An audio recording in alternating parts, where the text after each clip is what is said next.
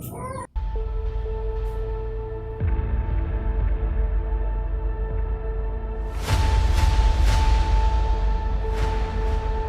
Diary, tahun 2020, tahun di mana banyak kejadian-kejadian yang menerpa dunia. Salah satunya pandemi COVID-19 yang tiba dan merajalela. Dua warga Indonesia yang positif terinfeksi virus corona disebut telah melakukan kontak dengan warga negara Jepang dan positif terpapar virus corona ini menjadi 19 orang dan warga negara Indonesia terjangkit virus corona jenis baru yang berada di Indonesia. Penyakit ini telah membuat keheningan di dunia. Salah satunya negeriku, Indonesia. Ya, angka kematian meningkat setiap harinya. Dan banyak bisnis-bisnis yang ditutup, ekonomi menurun. Setiap harinya ada kesedihan. Kita tidak sama lagi. Ini bukan kehidupan normal yang dulu. Aku menyebutnya sebagai kehidupan normal yang baru. Dan begitu juga orang lain menyebutnya. Aku mendapat kesempatan untuk mewawancarai beberapa orang-orang hebat yang mau berjuang untuk kehidupan. Inilah kata mereka. Waktu awal-awal tuh dampaknya 2 bulan hampir 3 bulan itu susah banget nih orderan. Kalau sekarang malam udah ada peningkatan 2 bulan, 3 bulan. ya hampir. Corona ini biasanya sih kalau jualan sore jam 6 itu yang lagi corona beda jualannya siang. Gitu. Ya itu lap-lap ada lagi sepi kayak gini. Besok apa sekolah-sekolah yang nggak jalan ya bisa sabar. You have failed me for the last time.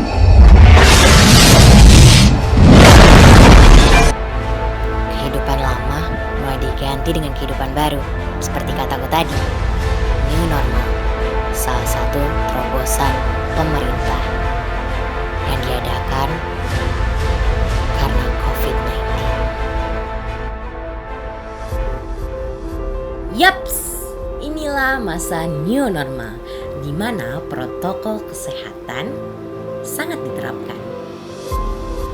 Ya, mulai dari menjaga jarak, menghindari kerumunan, menggunakan masker, dan lain-lain. Di masa ini, bisnis mulai memulih. Ya, tetapi ada beberapa yang mulai merambah ke bisnis online karena sudah terbiasa pada masa lockdown. Oke, kita beralih topik. Saat bisnis sudah memulih, ekonomi juga semakin membaik walaupun belum maksimal.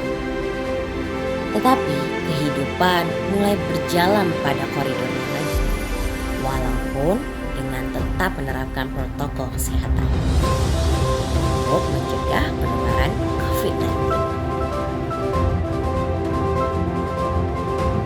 Aku menceritakan tentang hal ini di dalam bukuku karena aku ingin anak cucuku nanti tahu ada tahun di mana semua orang berjuang dengan menjalani kehidupan yang baik. Kalau misalkan buka bisnis itu kan pasti ada rasa kayak pertimbangannya kan, apalagi di masa pandemi kayak gini. Nah, terus Cici ngatasinnya gimana sih pertimbangannya itu, kayak strateginya apa sih? Yakin banget buat buka bisnis gitu? Itu aku lebih kebetulan kalau misal contoh kalau perizinan manajemen ya, kebetulan kan memang sebelumnya aku ada istilahnya udah ada pengalaman mengenai manajemen itu, jadi niat untuk membuka manajemen sendiri biar nanti aku bisa ngelatih anak-anak untuk belajar untuk menjadi seorang influencer tuh. Terus kalau misalkan Priscilla Kitchen sama Priscilla Shop paling promo-promo sih yang digencarin gitu, kayak kadang-kadang dari harga yang seharusnya gitu itu aku turunin dulu gitu biar nanti banyak yang pesan, semakin kayak gitu lah Oh gitu. tentunya. Jadi Berarti dibuat apa ya, istilahnya strategi pemasaran gitu loh gitu. oke. Harganya bukan apa, karena kan serba ini ya, selama pandemi ini kan apa-apa serba istilahnya mereka juga kayak kerja mulai kurang, pendapatan juga mulai berkurang, segala macam kayak gitu kan. Jadi otomatis juga kita harus memahami gitu. Eh, apa selain Priscilla Shop dan Priscilla Kitchen contoh kayak kayak Blessing Beli Bakar, kayak Blessing Organizer gitu. Karena mau nggak mau selama pandemi ini kan memang apa-apa juga semuanya serba istilahnya serba ada lah gitu, ngerti kan ya maksudnya ya. Jadi mau nggak mau kita harus netepin strategi gimana supaya usaha kita tuh bisa tetap jalan, yaitu dengan misalnya promo-promo atau diskon-diskon segala macam yang memang itu membuat customer tuh rasanya dari nggak pengen jadi pengen, dari nggak mau jadi mau gitu, ngerti nggak sih? Oh iya ngerti. Nah, kayak gitu ya, pokoknya kayak gitu lah. Oh, aku ngerti. Nah, terus kan kalau misalkan prescale management ini kan dia sistemnya kan ngerekrut ya. Jadi kalau misalkan nggak terlalu banyak modal lah yang dikeluarin kan. Kecuali kalau misalkan kayak Prescale Kitchen dan Prescale Shop ini. Nah, waktu pandemi gini kan baru buka tuh ya Prescale Kitchen dan Prescale Shop ini. Kenapa sih yakin banget buat buka? Sedangkan orang-orang di sana tuh kayak maunya tutup gitu. Kenapa Cici buka gitu? Apa sih yang yakinin, motivasinya tuh apa gitu? Sebenarnya sih aku lebih ke arah pengen memberkati ya dari dulu kalau tiap usaha. Jadi sebenarnya bukan gimana sih, aku pengen ya sesuai dengan passion aku aja. Aku kan orangnya bisa masak gitu kan.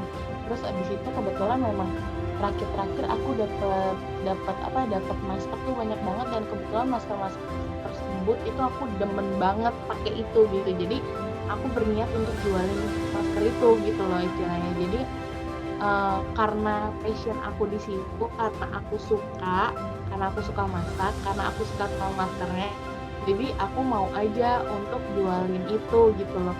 Terus motivasi aku ya karena aku emang suka hal-hal tersebut gitu. Jadi walaupun ada atau nggak ada customer ya aku enjoy untuk ngerjain itu gitu, ngerti nggak sih? Iya ngerti. Oh berarti Cici ngejalanin bisnis ini tuh sesuai dengan passion Cici gitu ya?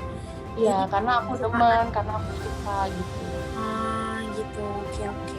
Nah terus aku mau nanya nih, apa sih harapan Cici di masa pandemi gini, apalagi dengan seorang pembisnis gitu kan ya?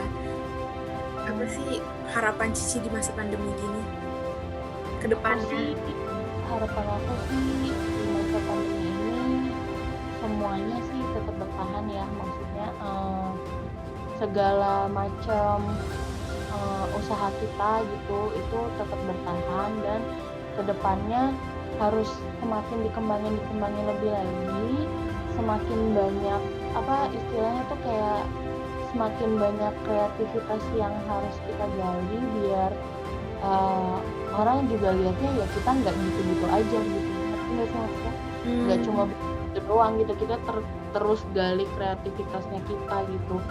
Misalnya kalau misalnya emang aku jago masak ini atau aku suka masak ini gitu, ya kita gali masakan-masakan apa lagi yang bisa kita luncurin di misalnya di Priscilla Kitchen semacam itu, untuk nanti ke depannya ya lu ini nggak jualan spaghetti lagi, nggak jualan fettuccine lagi, tapi yang lain juga, misalnya chicken wing atau nasi goreng roa atau segala macam deh begitu. Jadi orang-orang bener-bener mengenalnya kita tuh kreatif gitu, kayak gitu. Dan inilah kisahku di tahun 2020.